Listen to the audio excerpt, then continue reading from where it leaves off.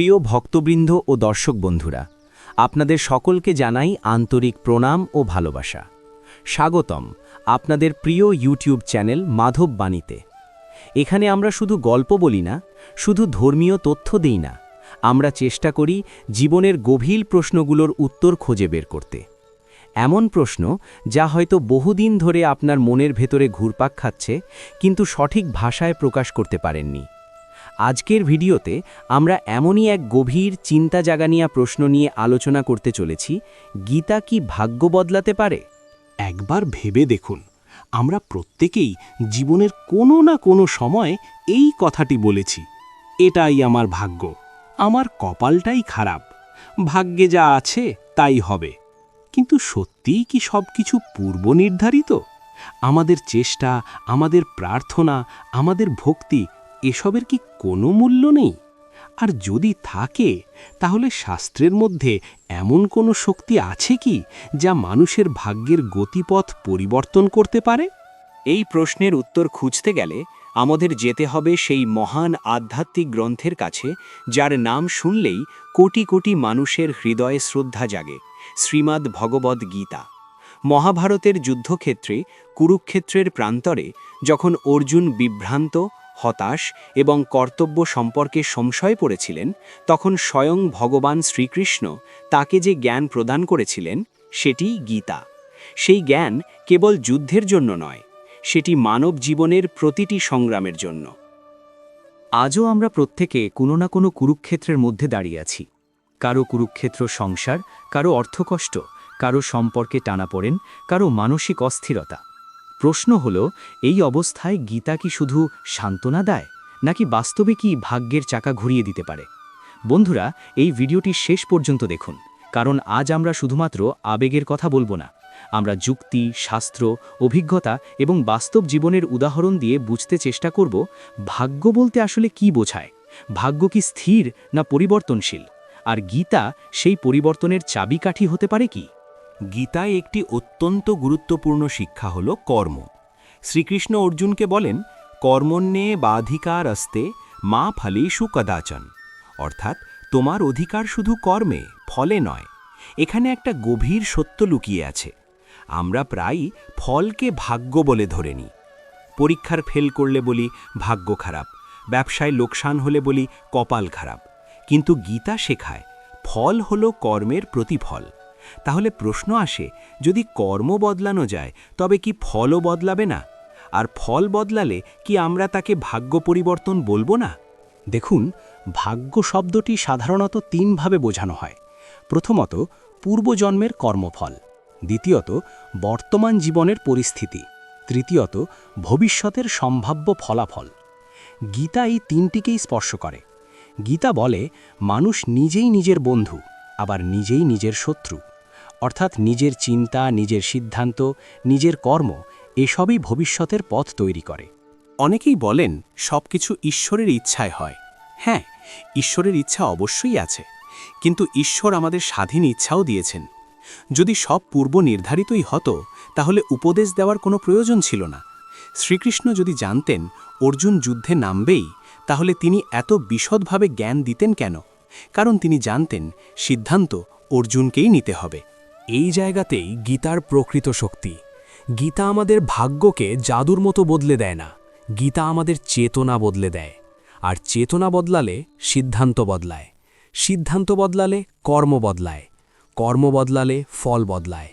এভাবেই ধীরে ধীরে বদলে যায় জীবন। বন্ধুরা, আমরা অনেক সময় ভাগ্যকে অজুহাত বানিয়ে বসে থাকি, কিন্তু গীতা আমাদের স্থির থাকতে দেয় না। গীতা আমাদের জাগিয়ে তোলে, সাহস দেয়, কর্তব্যের পথে ঠেলে দেয়। একজন হতাশ মানুষ গীতা পড়ে যখন উপলব্ধি করে যে সে আত্মা, শরীর নয়, তখন তার ভয় কমে যায়।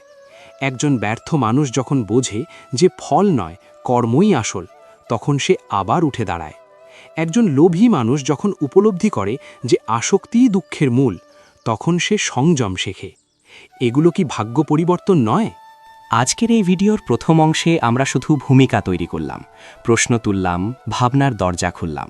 সামনে আমরা গভীরে যাব। আমরা দেখব গীতার শিক্ষা কিভাবে একজন মানুষের মানসিকতা, অভ্যাস, সম্পর্ক এবং জীবনের দিক নির্দেশনা পাল্টে দিতে পারে। আমরা শাস্ত্রের শ্লোক, সাধুদের অভিজ্ঞতা এবং বাস্তব উদাহরণ দিয়ে বুঝব গীতা কি সত্যিই ভাগ্য বদলায় নাকি আমাদের ভুল ধারণাই বদলে দেয়। তাই অনুরোধ করব ভিডিওটি শেষ পর্যন্ত দেখুন। যদি আপনি জীবনে কখনো ভাগ্য নিয়ে হতাশ হয়ে থাকেন, যদি কখনো মনে হয়ে থাকে সব দরজা বন্ধ, তাহলে আজকের আলোচনা আপনার জন্যই। বন্ধুরা, এবার আমরা গভীরে প্রবেশ করি। ভাগ্য শব্দটি আমরা খুব সহজে ব্যবহার করি, কিন্তু খুব কম মানুষই ভেবে দেখেছি ভাগ্য আসলে কি। এটা কি আকাশে লেখা কোনো অদৃশ্য লিপি, নাকি এটা আমাদের অতীত কর্মের অদৃশ্য হিসাব?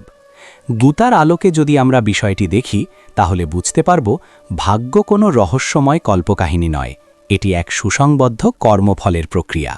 শ্রীমদ্ ভগবদ্গীতাতে বারবার একটি বিষয়ে জোর দিয়ে বলা হয়েছে, মানুষ তার কর্মের দ্বারা গঠিত। এখানে কর্ম বলতে শুধু বাহ্যিক কাজ নয়, চিন্তা, মনোভাব, ইচ্ছা সবই কর্মের অন্তর্ভুক্ত। গীতা বলে, যেমন কর্ম তেমন ফল।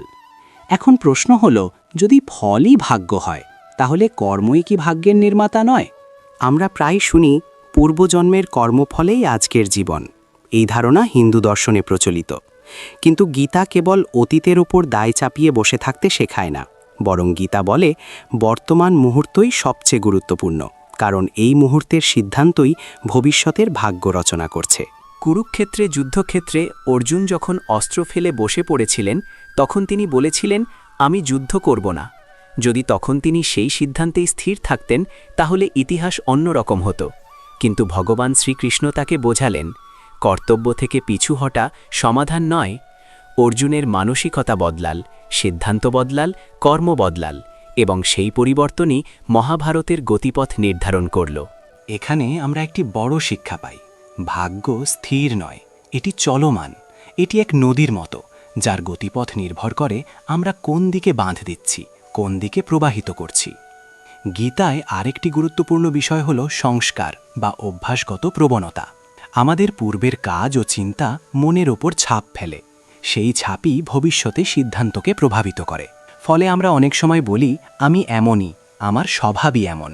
কিন্তু গীতা শেখায় স্বভাবও পরিবর্তনযোগ্য। সাধনা, জ্ঞান ও সৎকর্মের মাধ্যমে মানুষ নিজের স্বভাবকে শুদ্ধ করতে পারে। ভাবুন তো, একজন মানুষ যদি রাগী স্বভাবের হয়, সে রাগের বশে সম্পর্ক নষ্ট করে, সুযোগ হারায়, তার জীবন কি সুখের হবে? সে বলবে, আমার ভাগ্য খারাপ। কিন্তু যদি সে গীতার শিক্ষা অনুযায়ী সংযম ও সমত্ববোধ অনুশীলন করে, ধীরে ধীরে রাগ নিয়ন্ত্রণ করতে শেখে, তাহলে তার সম্পর্ক বদলাবে, সুযোগ বাড়বে, জীবন উন্নত হবে। এটাকেই কি আমরা ভাগ্য পরিবর্তন বলবো না? গীতায় সমত্ব বা সমবুদ্ধির কথা বলা হয়েছে। সুখে দুঃখে, লাভে ক্ষতিতে, জয়ে পরাজয়ে স্থির থাকা। এই শিক্ষা মানুষকে মানসিকভাবে শক্তিশালী করে। কারণ অধিকাংশ দুঃখ বাইরের ঘটনার জন্য নয়, দুঃখ হয় আমাদের প্রতিক্রিয়ার জন্য। গীতা প্রতিক্রিয়াকে শুদ্ধ করতে শেখায়। ধরুন, দুইজন মানুষ একই বিপদের মুখোমুখি হল। একজন ভেঙে পড়ল, অন্যজন দৃঢ় রইল। পরিস্থিতি একই, কিন্তু ফল আলাদা। কেন? কারণ তাদের মানসিকতা আলাদা। গীতা সেই মানসিকতাকে গঠন করে। আরেকটি গভীর শিক্ষা হল নিষ্কাম কর্ম। আমরা যখন শুধু ফলের আশায় কাজ করি, তখন ব্যর্থতা আমাদের ভেঙে দেয়। কিন্তু যখন কর্তব্যবোধ থেকে কাজ করি, তখন ব্যর্থতাও শিক্ষা হয়ে ওঠে। এই দৃষ্টিভঙ্গি মানুষকে দীর্ঘমেয়াদে সফল করে তোলে। এখানে একটি সূক্ষ্ম বিষয় বোঝা দরকার। গীতা কোনো অলৌকিক মন্ত্র নয়, যা পড়লেই লটারি জিতে যাবেন বা হঠাৎ ধনী হয়ে যাবেন। গীতা একটি জীবন দর্শন। এটি আমাদের ভেতরের বিভ্রান্তি দূর করে, আমাদের শক্তি জাগিয়ে তোলে। আর যখন মানুষ নিজের অন্তর্নিহিত শক্তিকে চিনে ফেলে, তখন সে এমন সিদ্ধান্ত নিতে পারে যা আগে সাহস করে নিতে পারত না। আমরা অনেক সময় ভাগ্যকে অজুহাত বানিয়ে নিষ্ক্রিয় হয়ে যাই, কিন্তু গীতা নিষ্ক্রিয়তা সমর্থন করে না। গীতা বলে, কর্ম করো, কিন্তু আসক্ত হইও না। এই ভারসাম্যই জীবনের চাবিকাঠি। এখন প্রশ্ন উঠতে পারে, সবাই কি গীতা পড়ে সফল হয়? উত্তর হল, শুধু পড়লেই নয়, বোঝা ও প্রয়োগ করলেই ফল আসে। যেমন ওষুধ হাতে রাখলে রোগ সারে না, সঠিক নিয়মে গ্রহণ করতে হয়। তেমনি গীতার জ্ঞান হৃদয়ে গ্রহণ করে জীবনে প্রয়োগ করতে হয়।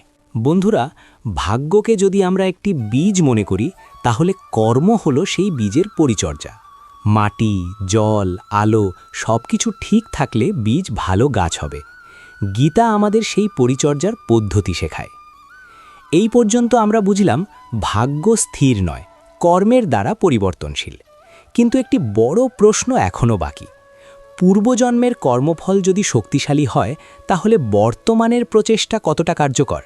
গীতা এই জটিল প্রশ্নেরও উত্তর দেয়।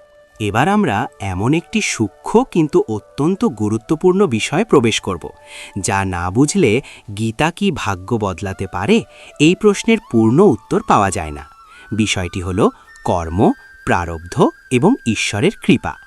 অনেকেই বলেন যা হওয়ার তা হবেই, আবার কেউ বলেন পরিশ্রম করলে সব বদলে যায়। কিন্তু গীতার দর্শন এই দুই চরম মতের মাঝখানে দাঁড়িয়ে এক সমন্বিত সত্য তুলে ধরে।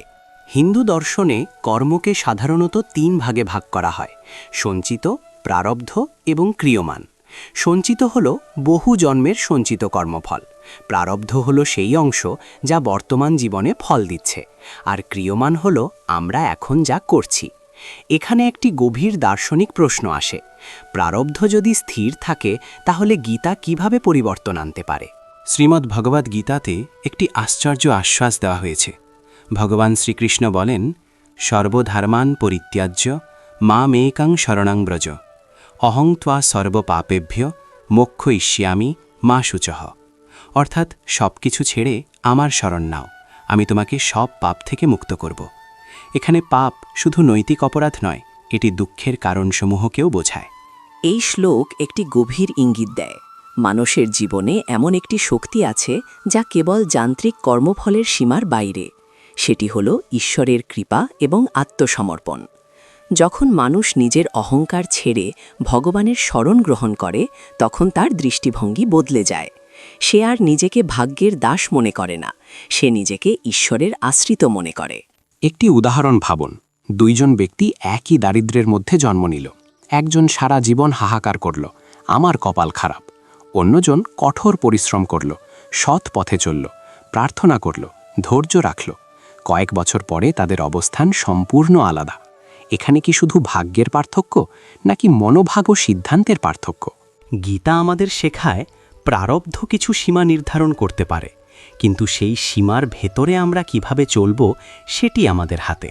যেমন ধরুন, আপনি কোন পরিবারে জন্ম নেবেন এটি আপনার নিয়ন্ত্রণে ছিল না, কিন্তু আপনি কেমন চরিত্র গড়বেন, কেমন শিক্ষা নেবেন, কেমন বন্ধু বেছে নেবেন, এগুলো আপনার বর্তমান সিদ্ধান্তের ফল।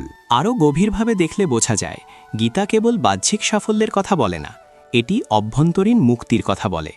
একজন ব্যক্তি হয়তো ধনী নয়, কিন্তু সে শান্ত। অন্যজন প্রচুর সম্পদের মালিক, কিন্তু অস্থির। তাহলে প্রকৃত ভাগ্যবানকে? গীতা আমাদের শেখায়, সত্যিকারের সৌভাগ্য হল অন্তরের স্থিতি ও ঈশ্বর চেতনা। এখানে কৃপা বিষয়টি অত্যন্ত তাৎপর্যপূর্ণ। গীতায় বলা হয়েছে, ভক্তি ও আত্মসমর্পণের মাধ্যমে মানুষ ঈশ্বরের বিশেষ অনুগ্রহ পায়। এই কৃপা এমন এক শক্তি যা মানুষের ভেতরের অন্ধকার দূর করে। অনেক সাধক বলেছেন, জীবনের কঠিন পরিস্থিতি থেকেও তারা এমনভাবে বেরিয়ে এসেছেন যা কেবল যুক্তি দিয়ে ব্যাখ্যা করা যায় না। একটি গুরুত্বপূর্ণ মানসিক পরিবর্তনের কথা এখানে বলা দরকার। যখন মানুষ নিজেকে কেবল শরীর ও পরিস্থিতির সঙ্গে একাত্ম করে দেখে, তখন সে প্রতিটি আঘাতে ভেঙে পড়ে। কিন্তু গীতা শেখায়, তুমি আত্মা, অবিনশ্বর, চিরন্তন। এই উপলব্ধি মানুষকে ভয়হীন করে।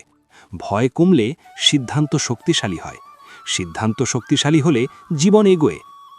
আরেকটি দৃষ্টিকোণ থেকে দেখুন, গীতা মানুষকে উদ্দেশ্য দেয়। উদ্দেশ্যহীন মানুষ ভাগ্যের কাছে পরাজিত হয়, কিন্তু যার জীবনে স্পষ্ট লক্ষ্য আছে সে প্রতিকূলতার মধ্যেও পথ খুঁজে পায়। অর্জুনের মতোই, প্রথমে বিভ্রান্ত, পরে দৃঢ়। সুতরাং আমরা যদি প্রশ্ন করি, গীতা কি প্রারব্ধ মুছে দেয়? উত্তর হবে, গীতা আমাদের সেই প্রারব্ধের সঙ্গে লড়ার শক্তি দেয়, তাকে রূপান্তর করার জ্ঞান দেয় এবং ঈশ্বরের কৃপা লাভের পথ দেখায়। অনেক সময় পরিস্থিতি পুরোপুরি বদলায় না, কিন্তু সেই পরিস্থিতির ভেতরে আমাদের অবস্থান বদলে যায়, আর সেই অবস্থান পরিবর্তনই জীবনের দিক ঘুরিয়ে দেয়। এই অংশে আমরা বুঝলাম, কর্মফল ও কৃপা একে অপরের বিরোধী নয়, তারা পরস্পরের পরিপূরক। এখন সামনে আরও একটি গুরুত্বপূর্ণ প্রশ্ন আছে। গীতার শিক্ষাকে বাস্তবে প্রয়োগ করলে দৈনন্দিন জীবনে কী ধরনের দৃশ্যমান পরিবর্তন আসে? পরিবার, কাজ, সম্পর্ক ও মানসিক স্বাস্থ্যে তার প্রভাব কেমন? এবার আমরা সম্পূর্ণ বাস্তব জীবনের মাটিতে দাঁড়িয়ে আলোচনা করব গীতার শিক্ষা দৈনন্দিন জীবনে কিভাবে কাজ করে। কারণ দর্শন যদি জীবনের সঙ্গে যুক্ত না হয় তবে তা কেবল বইয়ের পাতায় সীমাবদ্ধ থাকে, কিন্তু শ্রীমদ্ ভগবদ্গীতার বিশেষত্ব হল এটি জীবনের প্রতিটি স্তরে প্রয়োগযোগ্য। সংসার, কর্মক্ষেত্র, সম্পর্ক, মানসিক চাপ সব জায়গায় এর প্রভাব দেখা যায়। প্রথমে পরিবার নিয়ে ভাবুন। অধিকাংশ মানুষের দুঃখের বড় কারণ হল প্রত্যাশা। সে আমাকে বুঝল না, আমি এত করলাম তবুও সে কৃতজ্ঞ নয়, এই সব আক্ষেপ সম্পর্কের মধ্যে বিষ ঢেলে দেয়। গীতা শেখায় আসক্তিহীন ভালোবাসা। এর মানে ভালোবাসা ছেড়ে দেওয়া নয়, বরং ফলের দাবি ছেড়ে দেওয়া।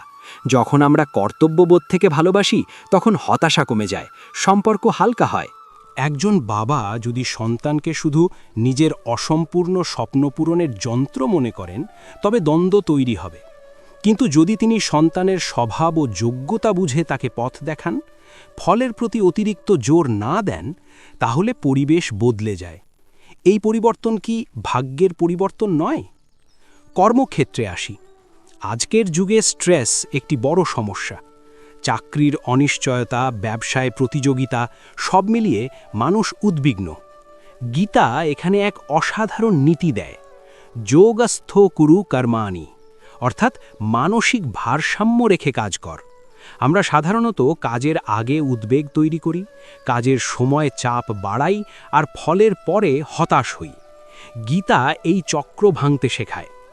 যখন একজন মানুষ বুঝতে পারে যে সে তার সাধ্যমতো চেষ্টা করবে কিন্তু ফল ঈশ্বরের হাতে ছেড়ে দেবে, তখন তার কর্মক্ষমতা বাড়ে, কারণ ভয় কমে যায়। ভয় কমলে মনোযোগ বাড়ে, মনোযোগ বাড়লে সাফল্যের সম্ভাবনাও বাড়ে। এবার মানসিক স্বাস্থ্যের প্রসঙ্গে আসি। অনেকেই আজ উদ্বেগ, হতাশা, আত্মবিশ্বাসের অভাবে ভুগছেন। গীতায় আত্মার অমরত্বের শিক্ষা মানুষকে গভীর নিরাপত্তা বোধ দেয়। যখন কেউ উপলব্ধি করে যে আমি কেবল এই ক্ষণস্থায়ী দেহ নই, তখন ক্ষণিক ব্যর্থতা তাকে সম্পূর্ণ ভেঙে দিতে পারে না। ভগবান শ্রীকৃষ্ণ অর্জুনকে বলেছিলেন, জ্ঞান আগুনের মতো, যা অজ্ঞতার অন্ধকার পোড়ায়। এই জ্ঞান মানুষকে নিজের ভেতরের শক্তি চিনতে সাহায্য করে। অনেক সময় মানুষ নিজের ক্ষমতা জানে না বলেই পিছিয়ে থাকে। গীতা আত্মবিশ্বাসের উৎস হয়ে ওঠে। এবার একটি ভিন্ন দৃষ্টিকোণ দেখি, নৈতিক সিদ্ধান্ত। ধরুন আপনি এমন এক পরিস্থিতিতে পড়লেন যেখানে সৎ পথে থাকলে সাময়িক ক্ষতি হবে আর অসৎ পথে গেলে দ্রুত লাভ হবে। অনেকেই তখন বলেন ভাগ্য এমনই, কিন্তু গীতা বলে ধর্মের পথে থাকো, কারণ স্বল্পমেয়াদী লাভ দীর্ঘমেয়াদী ক্ষতির কারণ হতে পারে। যখন একজন ব্যক্তি নৈতিকতার ভিত্তিতে সিদ্ধান্ত নেন, তখন তার জীবন ধীরে ধীরে স্থিতিশীল হয়। সমাজে তার সম্মান বাড়ে, নিজের চোখে নিজের মর্যাদা বাড়ে। আরেকটি বাস্তব দিক হল সময় ব্যবস্থাপনা ও আত্মনিয়ন্ত্রণ। গীতা ইন্দ্রিয় সংযমের কথা বলে। আজকের যুগে মোবাইল, সোশ্যাল মিডিয়া, আসক্তি সবই মনকে অস্থির করে। একজন ব্যক্তি যদি সংযম অনুশীলন করেন, সময়কে সঠিকভাবে ব্যবহার করেন, তাহলে তার উৎপাদনশীলতা বাড়ে। ফলত তার আর্থিক ও সামাজিক অবস্থানও উন্নত হয়। এটিও এক ধরনের ভাগ্য পরিবর্তন। একটি গুরুত্বপূর্ণ পরিবর্তন ঘটে সিদ্ধান্ত গ্রহণে। গীতা মানুষকে আবেগের তাড়নায় নয়, বিবেকের আলোকে সিদ্ধান্ত নিতে শেখায়। যখন রাগ, হিংসা বা লোভের বশে সিদ্ধান্ত নেওয়া হয়, তখন তার ফল সাধারণত নেতিবাচক হয়। কিন্তু যখন সিদ্ধান্ত হয় ধৈর্য ও বিবেচনা দিয়ে, তখন ফল ইতিবাচক হওয়ার সম্ভাবনা বাড়ে।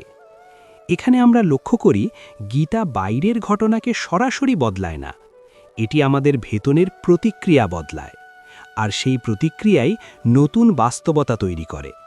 ধরুন একজন ছাত্র পরীক্ষায় ব্যর্থ হল। সে যদি নিজেকে ব্যর্থ বলে মেনে নেয়, তাহলে হয়তো পড়াশোনা ছেড়ে দেবে। কিন্তু যদি সে গীতার শিক্ষা অনুযায়ী এটিকে অভিজ্ঞতা হিসেবে নেয় এবং পুনরায় চেষ্টা করে, তাহলে ফল বদলাতে পারে। এইভাবে গীতার শিক্ষা পরিবারে শান্তি আনে, কর্মক্ষেত্রে স্থিরতা আনে, মনের মধ্যে শক্তি আনে, ধীরে ধীরে জীবনের মান উন্নত হয়। মানুষ বলে আমার ভাগ্য বদলে গেছে, আসলে বদলেছে তার চিন্তা, অভ্যাস ও দৃষ্টিভঙ্গি। এখন আমাদের শেষ অংশে একটি চূড়ান্ত প্রশ্নের মুখোমুখি হতে হবে। গীতা কি কেবল মানসিক পরিবর্তন ঘটায়, নাকি আধ্যাত্মিক মুক্তির পথও খুলে দেয়? প্রকৃত সৌভাগ্য কি, বাহ্যিক সাফল্য না অন্তরের মুক্তি? এখন আমরা পৌঁছে গেছি আজকের আলোচনার শেষ ও সবচেয়ে গভীর উপলব্ধির কাছে। এতক্ষণ আমরা দেখলাম গীতা মানুষের চিন্তা বদলায়, কর্মপদ্ধতি বদলায়, মানসিক শক্তি বাড়ায়, সম্পর্ক ও সিদ্ধান্ত গ্রহণে ইতিবাচক প্রভাব ফেলে। কিন্তু প্রশ্নটি আবার সামনে আনি, গীতা কি ভাগ্য বদলাতে পারে? এই প্রশ্নের চূড়ান্ত উত্তর বুঝতে হলে আমাদের ভাগ্যের ধারণাকেই নতুনভাবে দেখতে হবে। আমরা সাধারণত ভাগ্য বলতে বুঝি ধন, সম্মান, সাফল্য, সামাজিক অবস্থান। কিন্তু যদি কেউ সব পেয়েও অশান্ত থাকে, তাহলে কি সে সত্যিই ভাগ্যবান? আবার কেউ হয়তো সাধারণ জীবনযাপন করে, কিন্তু তার মুখে শান্তি, মনে স্থিরতা, তাহলে কে প্রকৃত সৌভাগ্যের অধিকারী? শ্রীমদ্ ভগবদ্গীতা আমাদের শেখায় মানুষের আসল পরিচয় দেহ নয়, আত্মা। আত্মা অবিনশ্বর, অক্ষয়, চিরন্তন। যখন মানুষ এই সত্য উপলব্ধি করে, তখন তার জীবনের মানদণ্ড বদলে যায়। সে আর সাময়িক লাভ ক্ষতির ওপর নিজের মূল্য নির্ধারণ করে না। সে বুঝতে শেখে জীবন একটি সাধনা, একটি যাত্রা। ভগবান শ্রীকৃষ্ণ অর্জুনকে কেবল যুদ্ধ জিততে বলেননি, তিনি তাকে আত্মজ্ঞান দিয়েছিলেন। যুদ্ধ ছিল বাহ্যিক, কিন্তু প্রকৃত বিজয় ছিল অন্তরের বিভ্রান্তির ওপর। অর্জুনের ভয়, মোহ, সংশয় এসব দূর হয়েছিল জ্ঞানের আলোতে। আর যখন বিভ্রান্তি দূর হয়, তখন মানুষ নিজের কর্তব্য স্পষ্টভাবে দেখতে পায়। এই স্পষ্টতাই ভাগ্য পরিবর্তনের মূল চাবিকাঠি। একজন মানুষ যখন জানে সে কেন কাজ করছে, তার জীবনের লক্ষ্য কী, তার লৌতুব ভিত্তি কী, তখন সে আর পরিস্থিতির খেলনা থাকে না, সে নিজেই নিজের পথ নির্মাণ করে। গীতা সেই অন্তর্দৃষ্টি দেয়। আরও একটি গভীর সত্য হল, গীতা আমাদের ভক্তির পথ দেখায়। ভক্তি মানে অন্ধবিশ্বাস নয়, ভক্তি মানে ঈশ্বরের সঙ্গে জীবন্ত সম্পর্ক। যখন মানুষ ঈশ্বরকে জীবনের অংশ করে নেয়, তখন তার মধ্যে এক অদ্ভুত নির্ভরতা ও সাহস জন্মায়। সে জানে সে একা নয়। এই অনুভূতি তাকে কঠিন সময়ে টিকিয়ে রাখে। অনেক সময় ভাগ্য বদলানো মানে পরিস্থিতি পাল্টানো নয়, বরং সেই পরিস্থিতির মধ্যে আমাদের অবস্থান বদলানো। যেমন অন্ধকার ঘরে একটি প্রদীপ জ্বালালে ঘর বদলায় না, কিন্তু আলো জন্মায়। গীতা সেই প্রদীপ। একজন ব্যক্তি হয়তো দীর্ঘদিন ধরে রাগ, হিংসা, লোভ বা হতাশায় ভুগছেন। গীতার শিক্ষায় ধীরে ধীরে তিনি আত্মসংযম, করুণা ও ধৈর্য অনুশীলন করতে শুরু করেন। কয়েক বছর পরে তার ব্যক্তিত্ব সম্পূর্ণ আলাদা হয়ে যায়। সমাজে তার সম্মান বাড়ে, সম্পর্ক মজবুত হয়, মন শান্ত হয়। বাইরে থেকে দেখলে মনে হবে তার ভাগ্য বদলে গেছে, কিন্তু আসলে কি হয়েছে? বদলেছে তার চেতনা। এই কারণেই গীতা কোনো জাদু নয়, এটি রূপান্তর। এটি আমাদের ভিতরের অন্ধকারকে আলোর দিকে নিয়ে যায়। আর যখন ভিতর বদলায়, তখন বাইরের বাস্তবতাও ধীরে ধীরে সাড়া দেয়। বন্ধুরা, আজকের আলোচনা যদি আপনার হৃদয়ে সামান্য আলো জ্বালাতে পারে, যদি আপনার মনে নতুন করে চেষ্টা করার সাহস জাগায়, যদি আপনি ভাগ্যকে অজুহাত না বানিয়ে কর্মপথে এগিয়ে যাওয়ার সিদ্ধান্ত নেন, তাহলেই এই ভিডিও সফল।